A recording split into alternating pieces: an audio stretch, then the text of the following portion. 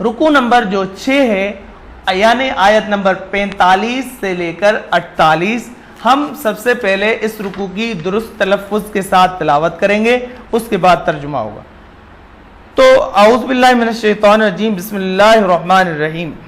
یا ایھا الذین آمنوا اذا لقیتم فئۃ فاثبتوا واذکروا اللہ کثیرا لعلکم تفلحون وَأَطِیعُوا اللَّهَ وَرَسُولَهُ وَلَا تَنَازَعُوا فَتَفْشَلُوا وَتَذْهَبَ رِیحُکُمْ وَاصْبِرُوا إِنَّ اللَّهَ مَعَ الصَّابِرِینَ وَلَا تَکُونُوا كَالَّذِینَ خَرَجُوا مِنْ دِیَارِهِمْ بَطَرًا وَرِئَاءَ النَّاسِ وَیَصُدُّونَ عَنْ سَبِیلِ اللَّهِ وَاللَّهُ بِمَا يَعْمَلُونَ مُحِیطٌ وَإِذْ زَیَّنَ لَهُمُ الشَّیطَانُ أَعْمَالَهُمْ وَقَالَ لَا غَالِبَ لَکُمُ الْیَوْمَ مِنَ النَّاسِ وَإِنِّی جَارٌ لَکُمْ فَلَمَّا تَرَأَتِ الْفِئَتَانِ نَکَصَ عَلَىٰ عَقِبَیْهِ وَقَالَ إِنِّی بَرِیءٌ مِنکُمْ انی ارا ما لا ترون انی اخاف اللہ واللہ شدید العقاب۔ صدق اللہ العظیم۔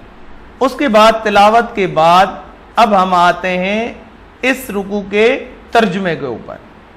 اس رکوع کا ترجمہ کریں گے، اس کے بعد پھر اس رکوع کے اندر جو کلمات اور مشکل الفاظ اور معنی ہیں اس پہ آئیں گے۔ اور پھر تو سب سے پہلے دیکھیں اس میں جو ہے سب سے پہلے ہم آ رہے ہیں اس کے ترجمے پر۔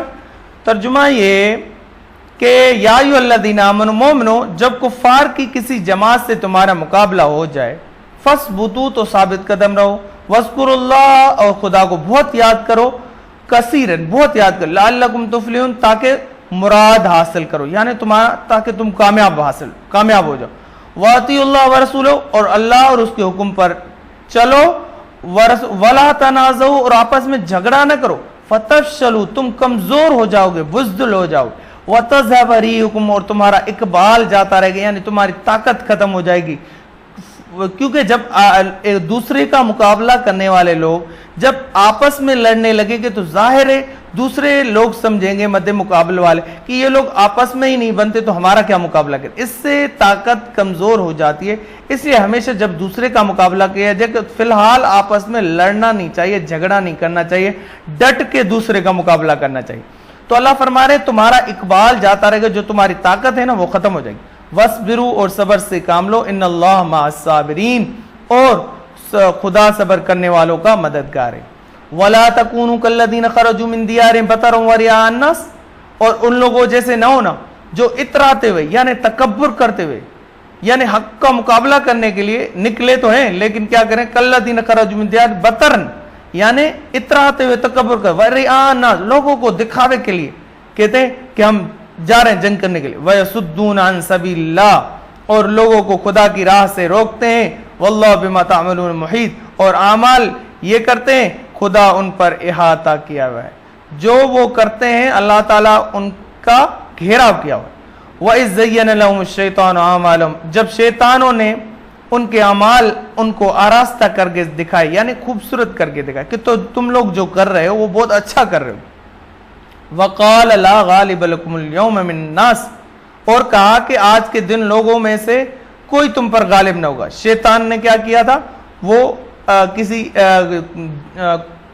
کافر سردار کی شکل اختیار کر کے جنگ بدر میں آ گیا تھا اور کفار کو تسلی دی، کہا کہ تم پر کوئی غالب نہیں ہو سکتا، تم میرے پیچھے آ جاؤ، وَإِنِّی جَارٌ لَکُم میں تمہارا رفیق ہوں، مددگار۔ فَلَمَّا تَرَأَتِ الْفِئَتَانِ جب دونوں فوجیں ایک دوسرے کے مقابلے صف آ رہی، نَکَصَ عَلَىٰ عَقِبَیْهِ تو وہ پسپا ہو کر چل دیا، شیطان پیچھے بھاگے، وَقَالَ إِنِّی بَرِیءٌ مِنکُم کہنے لگا مجھے تم سے کوئی واسطہ نہیں، انی ارا ما لا ترون انی اخاف اللہ میں تو ایسی چیزیں دیکھ رہا ہوں جو تم نہیں دیکھ سکتے، یعنی جب فرشتے اللہ تعالیٰ نے مدد کے لیے آسمانوں سے بھیجے تو وہ شیطان دیکھ رہا تھا، تو وہ شیطان نے کفار سے کہا کہ جو میں دیکھ رہا ہوں وہ تم نہیں دیکھتے، واللہ شدید العقاب اور خدا سخت عذاب دینے والا ہے۔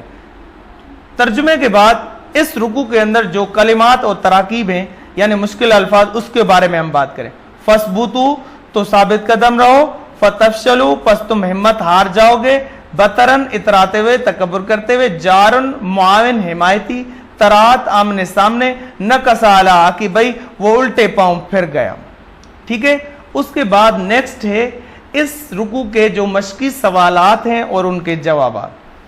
جو سب سے پہلا سوال ہے اس کے اندر وہ یہ ہے کہ कुफार के साथ मुकाबले की सूरत में मुसलमानों को कौन से काम करने और किन बातों से बचने का हुक्म दिया गया।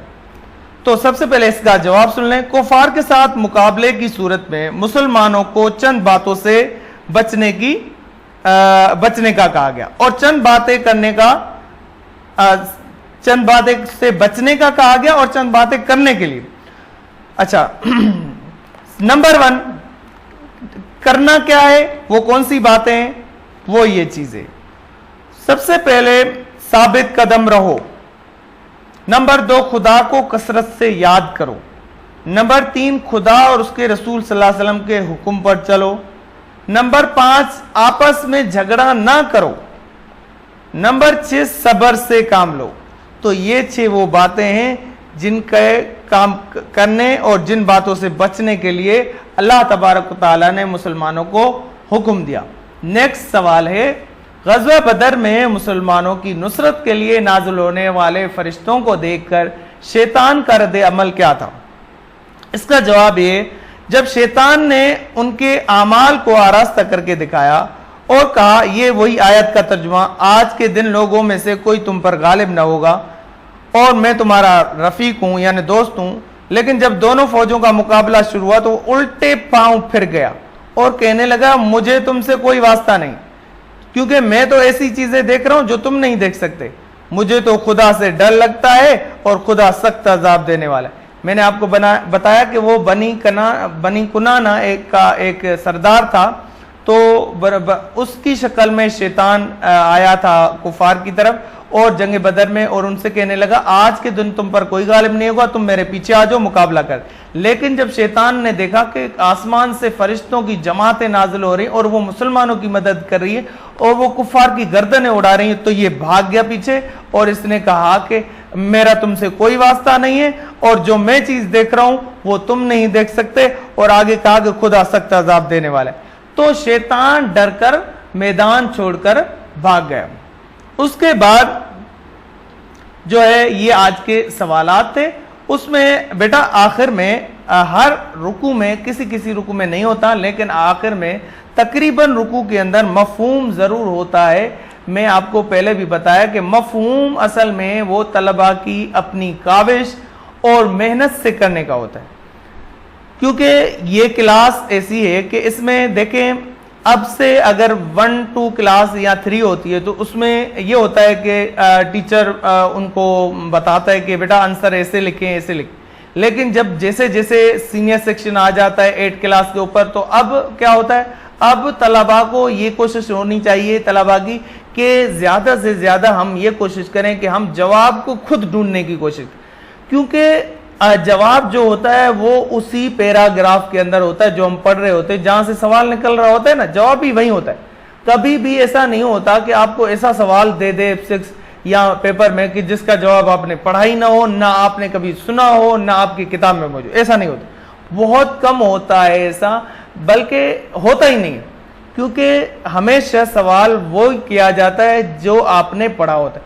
तो ये जो मफहूम वाली आयतें होती हैं वो आप किसी तफसीर के अंदर से देख के और आपको याद करनी होती हैं, और आप तफसीर में उनको अच्छे से याद करें और ज़रूर इनकी तफसीर भी देखें। तो मैं आपको मुख्तसर तौर पर बता देता हूं कि कौन सी आयात हैं जिनकी इस रुकू के आखिर में आपको तफसीर करनी है और आपको इसका मफहूम लिखना है। वो देखें बोर्ड के अंदर पहले भी बता चुका हूं कि ये शामिल नहीं है कि कभी मफहूम नहीं आया, लेकिन चूंकि F6 कहती है सबक के अंदर मौजूद है कि इसकी जो आयत का जो मफहूम है वो बच्चे घर से करके आएंगे, इसलिए आपको ये करना होगा क्योंकि ये सबक का और लेसन का हिस्सा है। बाकी इम्तिहान में आता है नहीं आता वो बोर्ड फैसला करेगा। तो आप इसका मफहूम जरूर लिखिएगा और नोट भी कीजिएगा, मैं चेक करूंगा और याद भी कीजिएगा। सबसे पहली आयत है या अय्युहल्लज़ीना आमनू इज़ा लक़ीतुम फ़िअतन फ़स्बुतू वज़्कुरुल्लाह कसीरन लअल्लकुम तुफ़्लिहून। बात वही है जो सवालात के अंदर जवाबात है, अगर उनको गौर करेंगे तो आपको इसका मफहूम भी समझ में आ जाए। अल्लाह ताला जो मोमिनीन को हुक्म दे रहे हैं कि क्या क्या करना है वो चीज़ बयान की गई है और कुछ भी नहीं है इसमें ख़ास। तो सबसे पहले क्या है, जब कुफार की किसी जमात से तुम्हारा मुकाबला हो तो साबित कदम रहो और खुदा को याद करो ताकि मुराद हासिल। اصل میں اس کا مفہوم یہ ہے کہ ثابت قدم رہو، اللہ کو کثرت سے یاد کرو، اللہ اور اس کے رسول کی اطاعت کرو، صبر سے کام لو، آپس میں جھگڑا نہ کرو، اپنے گھروں سے اتراتے ہوئے یعنی تکبر کرتے ہوئے اور دکھاوا کرتے ہوئے نہ نکلو. تو یہ چیز ہے، ٹھیک ہے. اس کے بعد دوسری آیت ہے وَأَطِیعُوا اللَّهَ وَرَسُولَهُ وَلَا تَنَازَعُوا فَتَفْشَلُوا وَتَذْهَبَ رِیحُکُم. اس میں بھی وہی چیز ہے کہ مومنین کو تمام امور میں عموماً حالت جنگ میں خصوصاً اللہ اور اس کے رسول کی اطاعت کرنی چاہیے. جنگ کرتے ہوئے بھی حدود اللہ سے تجاوز نہیں کرنا چاہیے. اس کے ساتھ ساتھ مومنین کو آپس میں جھگڑا نہیں کرنا چاہیے. اس سے منع فرمایا کیونکہ میدان جنگ میں آپس کا لڑائی جھگڑا خطرناک ثابت ہوتا ہے. اس سے ایک طرف تو ہمت کم پڑ جاتی ہے اور انسان بزدل ہو جاتا ہے، اور دوسرا دشمن پر مسلمانوں کا رعب و دبدبہ ختم ہو جاتا ہے. اگر لڑائی کی نوبت آئے تو صبر سے کام لینا چاہیے. اس کے بعد جیم آیت میں وَلَا تَكُونُوا كَالَّذِينَ خَرَجُوا مِن دِيَارِهِمْ بَطَرًا وَرِئَاءَ، کہ ان لوگوں جیسے نہ ہونا جو اپنے گھروں سے اتراتے ہوئے یعنی تکبر کرتے ہوئے نکلتے ہیں اور دکھاوے کے لیے. تو اس آیت میں اللہ نے کفار کی رعایا کاری، یعنی جو کفار جب آ رہے تھے نا گھروں سے تو وہ دکھلاوا کر کے اور لوگوں کو بتا کر آ رہے تھے کہ ہم جا رہے ہیں لڑائی کے لیے، اور ان کا غرور اور تکبر کا اللہ تعالیٰ ذکر کرتے ہوئے فرما رہے ہیں کہ مسلمانوں کو اس طرح کے اعمال سے فرمایا کہ تم ان کفار کی طرح ایسا نہیں کرنا کہ جس طرح کفار تکبر کرتے ہوئے نکل کے آ رہے تھے کہ ہم جنگ کے لیے جا رہے دکھاوا کے لیے، تم اس کے لیے نہیں آؤ، اور تمہیں جو ثواب ہے اس کی نیت سے آؤ اور تمہیں اس کا ثواب ضرور ملے گا. تم اللہ اور اس کے رسول کی خاطر جہاد کرنے کے لیے آؤ، دکھلاوے کے لیے نہیں آؤ. کفار جب کسی جنگ کے لیے اپنے گھروں سے نکلتے تھے تو وہ تکبر کرتے ہوئے اور اتراتے ہوئے آتے تھے. وہ اپنی قوت اور طاقت کے متعلق بڑی بڑی باتیں کرتے تھے. اللہ نے مسلمانوں کو ایسی ریاکاری اور تکبر سے منع فرمایا. عاجزی انکساری سادگی کے ساتھ اللہ کو یاد کرتے ہوئے اپنے گھروں سے نکلو، اور یہ لوگ لوگوں کو خدا کی راہ میں جہاد کرنے سے روکتے ہیں، اور یہ لوگ جو اعمال کرتے ہیں خدا اس کو جانتا ہے اور خدا ان اعمال پر احاطہ کیے